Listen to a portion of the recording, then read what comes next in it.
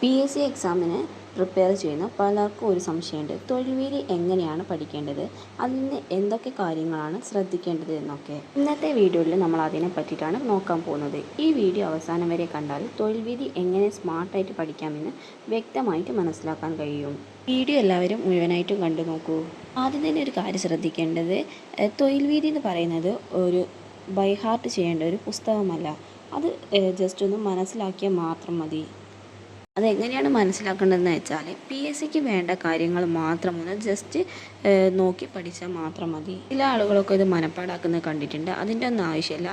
നമ്മൾ ജസ്റ്റ് ഇതിൻ്റെ അകത്ത് PSCൻ്റെ കാര്യങ്ങളൊക്കെ ഒന്ന് ജസ്റ്റ് നോക്കിയിട്ട് അതൊക്കെ ഒന്ന് പഠിച്ചാൽ മാത്രം മതി. ഇതിൽ PSCക്കായിട്ടുള്ള ഇമ്പോർട്ടൻ്റ് കാര്യങ്ങളൊക്കെ ഉണ്ടാവും.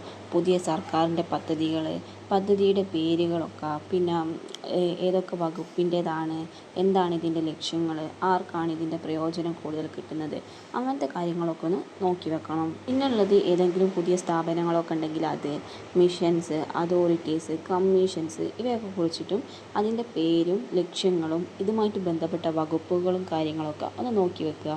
പിന്നെ ദേശീയ അന്തർദേശീയ പ്രധാന ദിനങ്ങൾ, തീയതികൾ, ആ ദിവസത്തിൻ്റെ പ്രാധാന്യമൊക്കെ മനസ്സിലാക്കുക. ഇതിൻ്റെ അകത്ത് അവാർഡുകളും ബഹുമതികളും വ്യക്തികളെയും പുതിയ നിയമങ്ങളും എല്ലാം പ്രത്യേകം തന്നെ കൊടുക്കുന്നുണ്ടാവും. അതൊക്കെ ഒന്ന് നോക്കുക. അങ്ങനെ കുറച്ചധികം കാര്യങ്ങൾ ഇതിൻ്റെ അകത്തുണ്ടാവും. നിങ്ങൾ ഇതുവരെ തൊഴിൽ വീതി ഒന്നും വാങ്ങാത്ത ആളാണെങ്കിൽ ഒരു തൊഴിൽ വീതി വാങ്ങിയിട്ട് എങ്ങനെയാണ് ഇതിലുണ്ടാവുക, എന്തൊക്കെ കാര്യങ്ങളാണ് ഇതിൻ്റെ അകത്ത് കൊടുത്തിട്ടുണ്ടാവുക, അതൊക്കെ ഒന്ന് കണ്ടു നോക്കി മനസ്സിലാക്കണം. നമുക്ക് തൊഴിൽ വീതിൻ്റെ കൂടെ തന്നെ ഒരു 1-2 ബുക്കുകളൊക്കെ കിട്ടുന്നുണ്ട്. ചെറിയ ഒരു ബുക്കുകളൊക്കെ ആയിരിക്കും.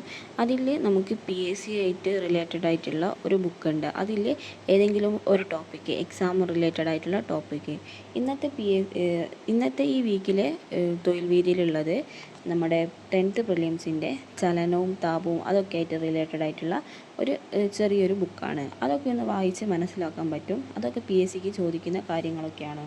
പിന്നുള്ളത് കരിയർ പ്ലാനറാണ്. അത് നമുക്ക് ഏതൊക്കെ യൂണിവേഴ്സിറ്റികളിലാണ് അവസരങ്ങളുള്ളത്, വിദേശ രാജ്യത്ത്, അങ്ങനത്തെ കാര്യങ്ങളൊക്കെയാണ് അതിൽ വരുന്നത്. തൊഴിൽ വീതിൻ്റെ ഫ്രണ്ട് പേജിൽ തന്നെ ഇതിൽ എന്തൊക്കെ കാര്യങ്ങളാണ് വരുന്നത്, ഏതൊക്കെ എക്സാമുമായിട്ട് റിലേറ്റഡ് ആയിട്ടുള്ള ക്വസ്റ്റ്യൻസ്, മോഡൽ ക്വസ്റ്റ്യൻ പേപ്പർ ഉണ്ട് എന്നൊക്കെ ഇതിൻ്റെ അകത്ത് തന്നെ കൊടുത്തിട്ടുണ്ട്.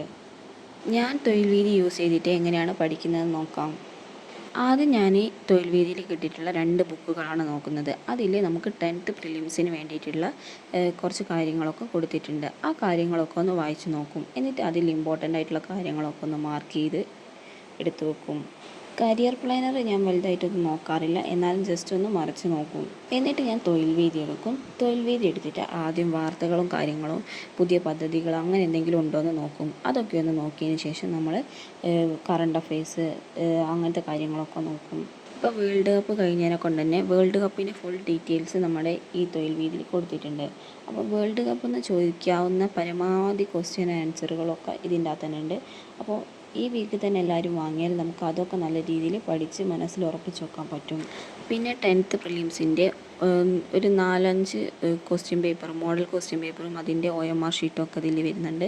അതൊക്കെ നമുക്ക് നല്ല രീതിയിൽ തന്നെ ചെയ്ത് നോക്കാൻ പറ്റും. പിന്നെ നമുക്ക് ഇതിൻ്റെ അകത്ത് കുറച്ച് കറണ്ട് അഫെയർസ് ക്വസ്റ്റ്യൻസ് ആൻസറൊക്കെ കാണാൻ പറ്റും. അതൊക്കെ നല്ല രീതിയിൽ തന്നെ പഠിച്ചു പോയാൽ നമുക്ക് കുറച്ചും കൂടി കുറച്ചും കൂടി നല്ലോണം മാർക്കൊക്കെ സ്കോർ ചെയ്യാൻ പറ്റും. ഇനി വരാൻ പോകുന്ന ഓരോ എക്സാമുകളുടെയും ക്വസ്റ്റ്യൻ പേപ്പറും കാര്യങ്ങളൊക്കെ ഇതിൽ തന്നെ കൊടുക്കുന്നുണ്ട്. കൂടെ തന്നെ OMR ഷീറ്റും വരുന്നുണ്ട്. അപ്പോൾ നല്ല രീതിയിൽ PSCക്കൊക്കെ പ്രിപ്പയർ ചെയ്യാൻ ആഗ്രഹമുള്ളവരാണെങ്കിൽ ഇതൊന്ന് വാങ്ങിയിട്ട് ഇതിൽ വരുന്ന കാര്യങ്ങളും കൂടി പഠിക്കുക. കറണ്ട് അഫെയർസും കാര്യങ്ങളൊന്നും ഇവിടെ നിന്നും കിട്ടുന്നില്ല എന്നൊക്കെയുള്ള ആൾക്കാരാണെങ്കിൽ തൊഴിൽ വീതിയൊക്കെ എല്ലാ വീക്കും വാങ്ങിയിട്ടൊന്ന് നല്ല രീതിയിൽ കറണ്ട് അഫെയർസൊക്കെ നോക്കുക.